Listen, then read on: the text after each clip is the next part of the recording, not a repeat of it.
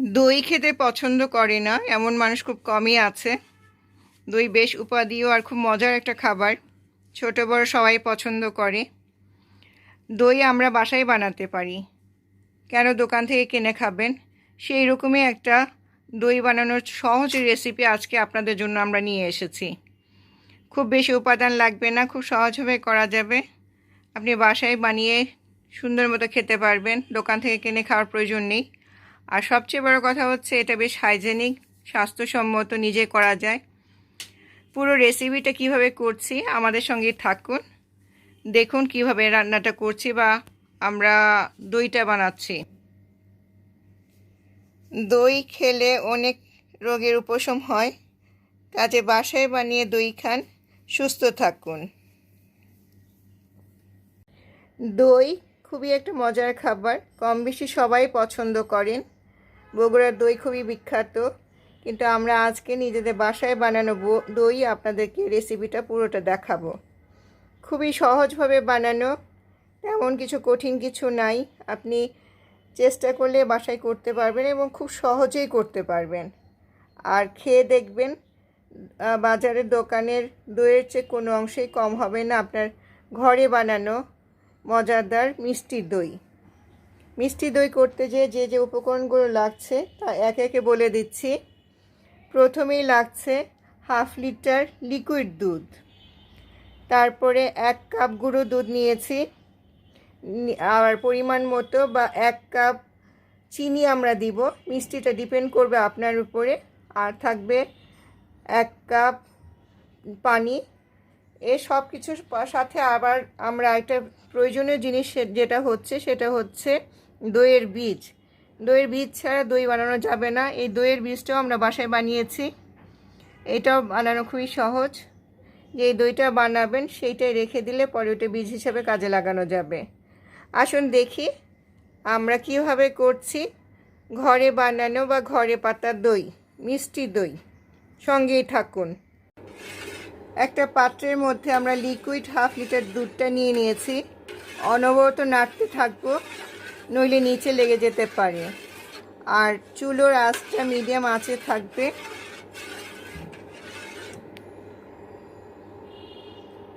দুধটা 6-7 বার বলক আসা পর্যন্ত আমরা অপেক্ষা করি। এটা জাল হতে থাকবে, আমাদের সঙ্গেই থাকেন, কোথাও যাবেন না। দুধটা জাল হয়েছে, জাল হওয়ার পরে কমে এসছে, বেশ কয়েকবার বলক হওয়ার পরে এই অবস্থা এসছে। এখন আমরা পরবর্তী স্টেপে যাব। 1 কাপ গুঁড়ো দুধ আমরা নিয়েছিলাম, আপনারা দেখেছেন। সেই গুঁড়ো দুধটা একটা পাত্রের মধ্যে ঢেলে আমরা পানির সাথে মিলিয়ে নিব।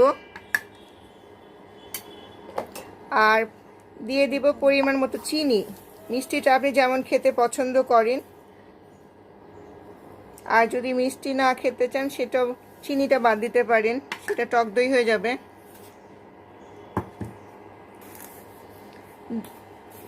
গুঁড়ো দুধ আর চিনিটা ভালো করে আমরা মিলিয়ে নিলাম।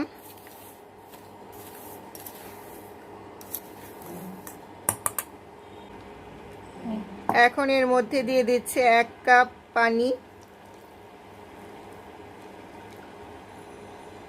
চিনি দুধটা পানির সাথে মিলে গলে যাবে।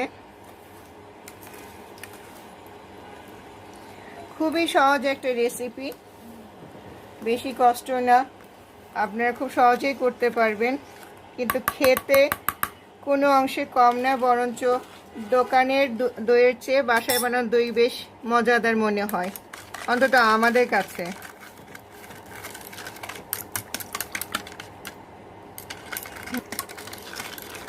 দই শরীরের জন্য অনেক ভালো, খুবই উপাদেয়। সামনে রোজা আসছে, রোজার মধ্যে আমরা কম বেশি সবাই দইটা খেয়ে থাকি বা পছন্দ করি। আপনি এটা বানিয়ে ফ্রিজে রেখে দিতে পারেন, বেশ কিছুদিন রেখেও খাওয়া যায়। বন্ধুরা, আপনারা যারা আজকে প্রথম আমাদের ভিডিওটা দেখছেন তাদের কাছে অনুরোধ থাকবে আমাদের চ্যানেলটা সাবস্ক্রাইব করবেন প্লিজ। আর যারা ইতিমধ্যে করে ফেলেছেন তাদেরকে অসংখ্য ধন্যবাদ। এখন আমরা লিকুইড দুধের মধ্যে এই মিশ্রণটা ঢেলে দিচ্ছি। চিনি আর গুঁড়ো দুধের যেটা মিশ্রণ আমরা মিলিয়ে নিলাম পানির সাথে, সেটা এখন আমরা আগে যে হাফ লিটার অনবরত নাড়তে হবে, নিচে যেন লেগে না যায়, এটা লক্ষ্য রাখবেন। দুধটা এইভাবে আমরা 2-3টা বলক আসা পর্যন্ত নাড়তে থাকবো।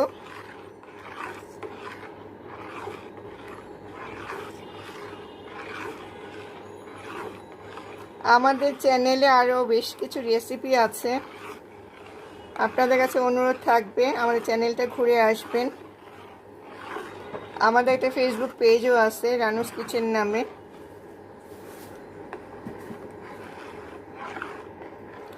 আর আপনাদের কাছে অনুরোধ থাকবে পাশে থাকা বেল আইকনটি অন করে রাখবেন, যখনই আমরা কোনো নতুন ভিডিও আপলোড করি সবার আগে নোটিফিকেশন আপনি পাওয়ার জন্যে।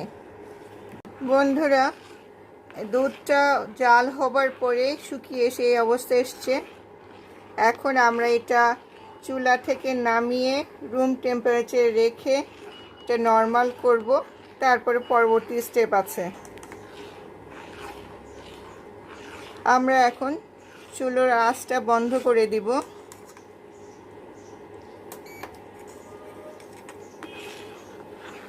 এখন নর্মাল করে নিতে হবে।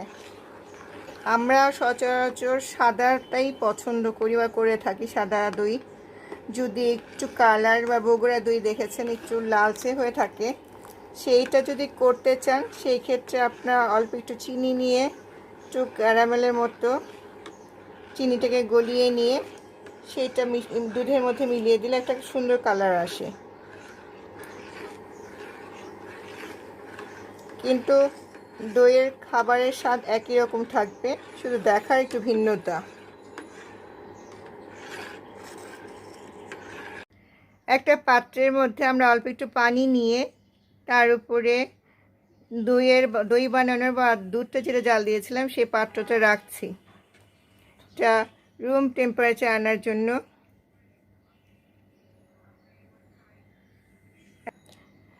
বন্ধুরা, দুধটা আমরা নর্মাল টেম্পারেচার করে নেওয়ার পরে আবার আসছি, সঙ্গেই থাকুন। দই বানানো একটা সহজ টিপস হচ্ছে, সেটা আপনাদের বলে দিচ্ছি।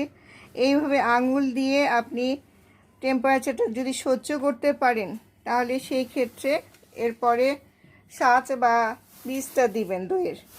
আর যদি মনে করেন গরম বেশি থাকে তাহলে দেওয়া যাবে না, আবার বেশি ঠান্ডা হলেও দেওয়া যাবে না। আঙুল দিয়ে দেখে সহ্য করার মতো টেম্পারেচারে তারপরে বীজটা দিতে হবে,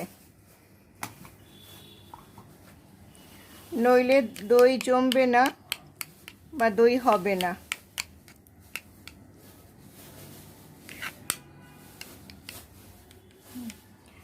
দই বানানোর মেন ইনগ্রিডিয়েন্টস হচ্ছে এই বীজ। দই বীজ আমরা দিয়ে দিচ্ছি।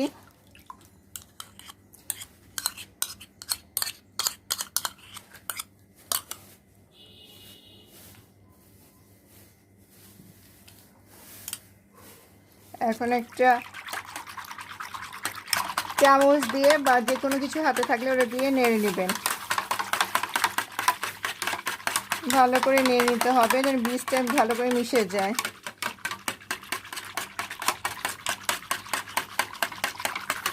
ভালো করে নেড়ে নিতে হবে, এইভাবে ফেনা উঠে আসবে। তারপর এটা আমরা দিব দই বানানো মেশিনে। আপনি ইচ্ছা করলে এটা নর্মালভাবে করা যায়। সেটা একটা পাত্রের মধ্যে এই দুধ আর দইয়ের মিশ্রণটা নিয়ে তারপরে মোটা কাপড় দিয়ে পেঁচিয়ে 8 ঘন্টা রেখে দিলেই ঘরে বাটা দই হয়ে যাবে। আসুন দেখি আমরা কীভাবে করছি। বন্ধুরা, এই মজাদার দই বানাতে এখন যে পর্যায়ে আমরা আছি তা হচ্ছে, এখন দইটা আমরা দই বানানো পাত্রের মধ্যে ঢেলে দিব।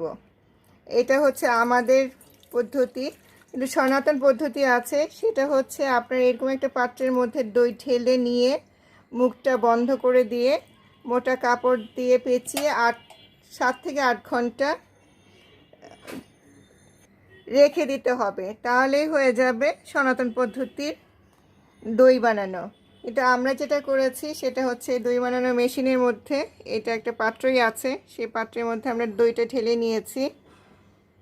তারপর এটা বসিয়ে দিয়ে মুখটা ঢেকে দিব। এইভাবে খুব ভালো এই দই মেকার মেশিনেই 4-5 ঘন্টায় দইটা হয়ে যাবে। পুরোটা আমরা ঢেকে দিলাম।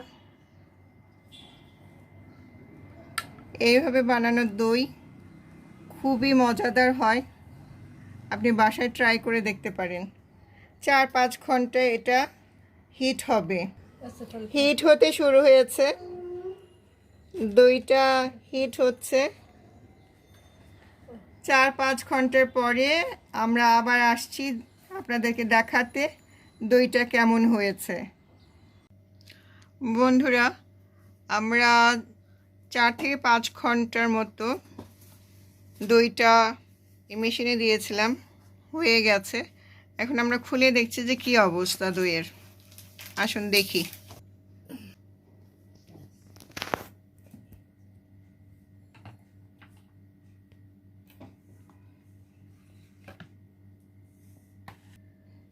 উপরে কভারটা খুলে দেখছি, দেখুন কি সুন্দর হয়ে গেছে, দই জমে গেছে। আমরা একটু চামচ দিয়ে কেটে দেখাচ্ছি আপনাদেরকে। বাসায় বানানো দই খেতে যেমন মজা, আমরা কেটে দেখছি দইটা জমেছে কিনা। দেখুন কি সুন্দর জমে গেছে।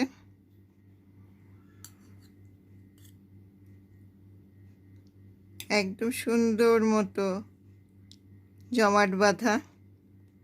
বাসায় বানিয়ে দেখবেন, ভীষণ মজার খেতে এই দই। কেন শুধু শুধু দোকান থেকে কিনে খাবেন? এখন সব কিছু বাসায় নিজেই করা যায়। এটা সনাতন পদ্ধতিতে করা যায়, সেটা আপনি খুব সহজভাবেই একটা মোটা কাপড় দিয়ে দইয়ের বানানোর পাত্রটা যেটা, সেটাকে পেঁচিয়ে রাখবেন। ওটা একটু সময় বেশিক্ষণ লাগবে, 7-8 ঘন্টার মতো, কিন্তু ওটাও ভালো জমে। ওইভাবে দই করা যায়। এতক্ষণ ধরে যারা আমাদের ভিডিওটা দেখলেন সবাইকে অসংখ্য ধন্যবাদ।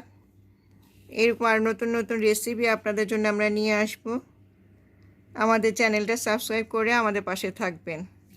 সবাই ভালো থাকবেন। আল্লাহ হাফেজ।